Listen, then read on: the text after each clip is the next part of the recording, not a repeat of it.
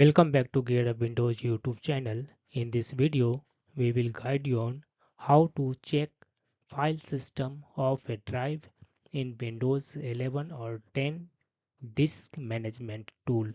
Disk management is a built-in tool that you can use for checking file system. So let me start without any delay. First, right click on this one start button, then select here disk management option.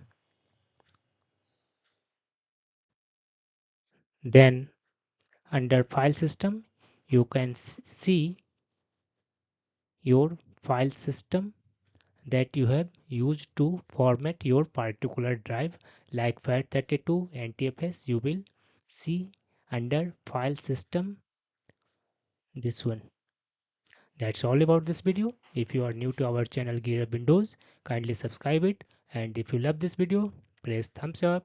Bye bye.